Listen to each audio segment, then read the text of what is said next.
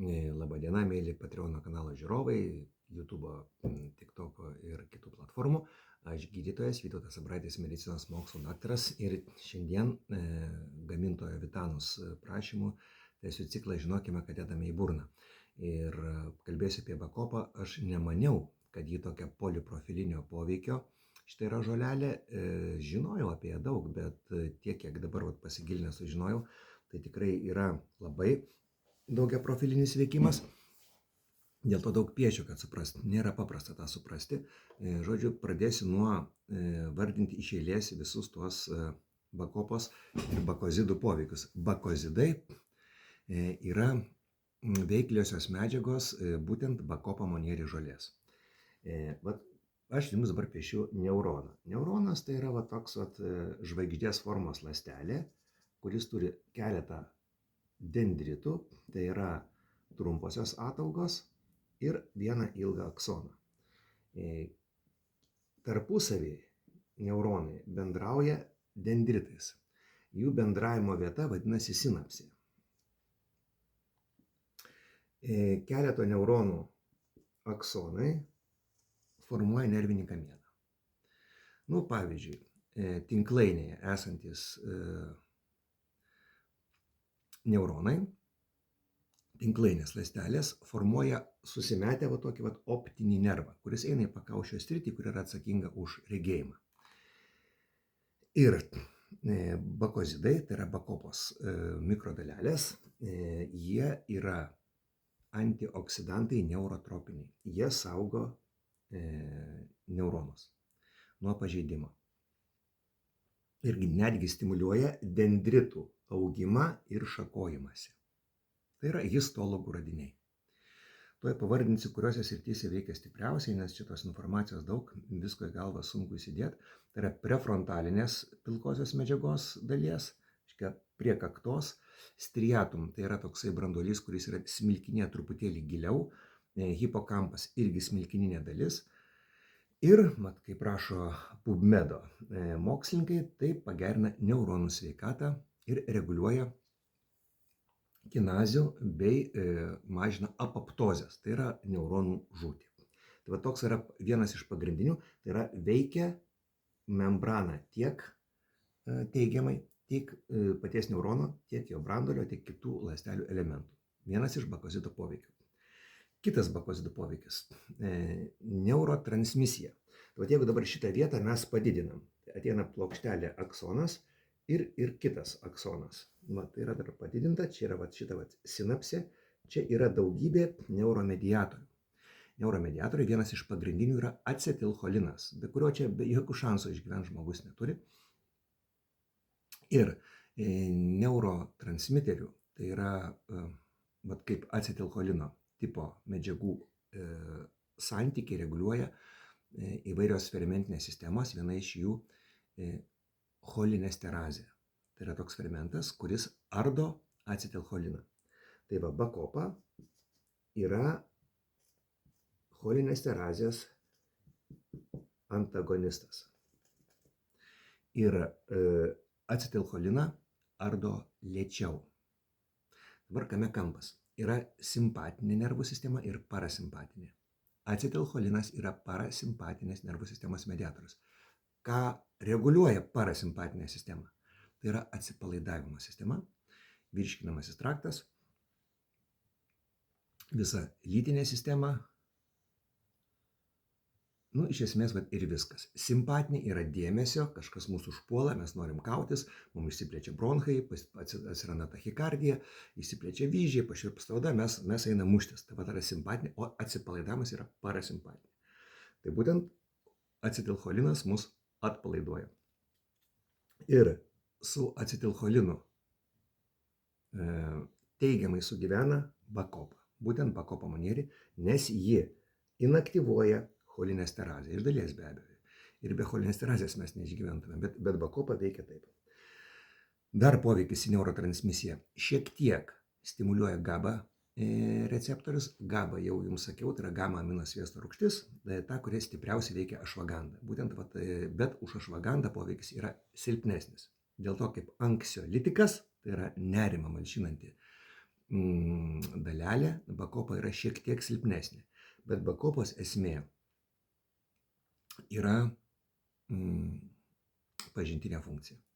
Vat šitas neuronų, šitų ataugėlių augimas, nes bakopa teigiamai veikia tiek patį kamieną, tiek patį šakojimąsi. Dabar truputėlį nuleisiu, čia nepatogu man su ta lenta.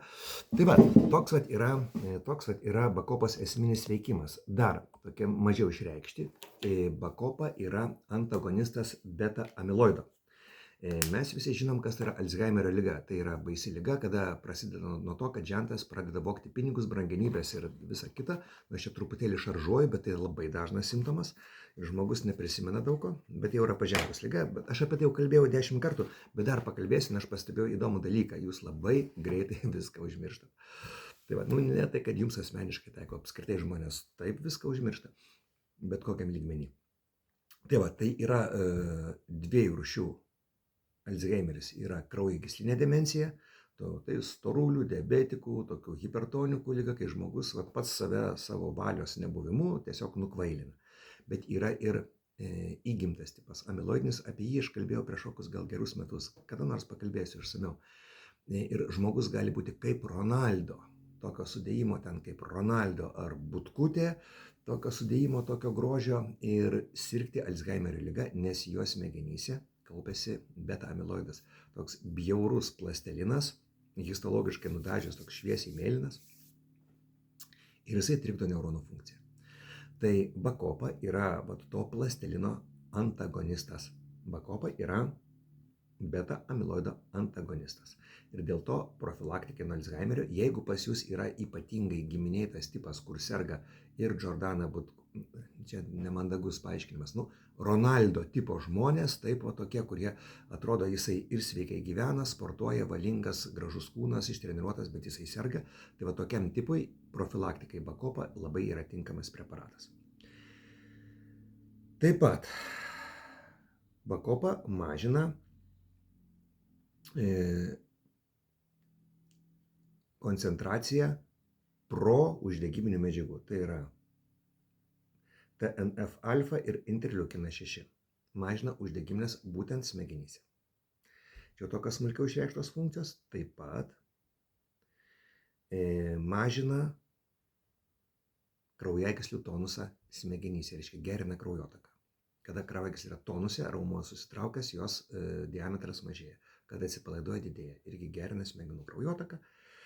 Ir taip pat šiek tiek įtakoja vadinamai pagumbrio hipofizės antinksčių šitą ašį, tą, ką daro ašvaganda žymiai stipriau. Tai dabar viską sudėjus į vieną vietą, trumpai, ką noriu pasakyti. Jau maždaug visus poveikius išvardinau. Dabar koks tas yra makro preparato lygyje, kuo tai yra svarbu, kaip pavyzdį papiešiu ir prisiminsite visam gyvenimui. Bet pavyzdžiui, čia yra mūsų smegenys. Aš jau piešiau juos. Taip, pailgosios smegenys, smegenėlės, čia yra smegenų žievė. Smilkininė dalis, čia yra pilkoji medžiaga. Kažkur ties ta vieta yra mūsų akis, taip, čia yra ragena, lęšiukas ir čia yra toj vietoj tinklainė, kur daugybė neuronų.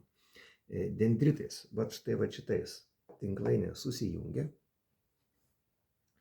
į optinį nervą. Optinis per ilgasis smegenis eina į pakaušį, į tą vietą. Mūsų regos sritis yra čia. Nes buvo pastebėta, kad pavyzdžiui kažkur tai konfliktų metu, karo metu, jeigu žmogui pažeistas pakaušis, akis gali būti visiškai sveikos, bet žmogus sugijus ten kaulams, jis lieka aklas, nes smegenys būna pažeisti negrįžtamai. Tai yra regos sritis. Analizuojame, suvokiame, ką matome, taip? Frontalinė sritim. Kai kurie žmonės jie taip ir nesugeba pamatyti ar suprasti frontalinę sritim. Ir šitą visą kelią signalas iš išorės, kurį mes pamatome, nueina būtent dendritų pagalba. Šitų trumpųjų neuronų ataugų pagalba. Ir mes analizuojam tą, ką matome. Nekalba apie fanatikus, jiems kažkas kažką pasako ten daugiau per akustinį nervą, ne pagal regimąjį nervą. Pas juos informacija ateina, jie tą, ką mato, jie to netiki, jie tiki to, ką jiems pasako, bet tai čia ne apie tai šį kartą truputėlį. Tai toks yra mechanizmas.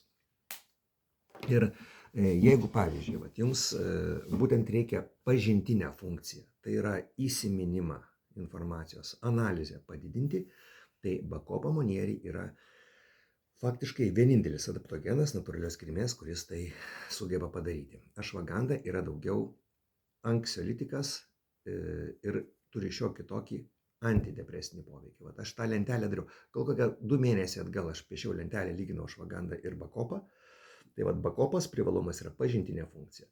Tai vat kadangi mano pažinčių rate labai nemažai vaikų, paauglių psichiatrų, tai būtent jeigu kažkoks vaikutis, paauglys, studentas, jam reikia truputėlį pagerinti va, tą įsimenamąją funkciją, Bakopa yra labai tinkamas preparatas. Vat mylėjai. Ir dar ką noriu pasakyti, kad kadangi pats mačiau šūsnis dokumentų gamintojo, būtent vitanus.lt ir jūs žinote, tikrai žinosite, ką perkat, jeigu smulkmenos vartojimo, kaip, kada suveikia, aš nenoriu leistis į tas techninės smulkmenas. Techninės smulkmenos yra puslapyje. Yra straipsniai, kurie įrodo preparato efektyvumą, irgi yra puslapyje. Aš nenoriu ten mojuoti tais popieriais, kuriais mojavau ten metus ar daugiau. Tai vat nueikite į Vitanus puslapį, ten viskas bus smulkiau padaryta. Bet žodžiu, vat esmė tą šviečiamąją pusę baigiau. Nu ir ką, ir linkiu jums geros pažintinės funkcijos, kad kuo vėliau žentas pradėtų vogti jūsų pinigus. Iki.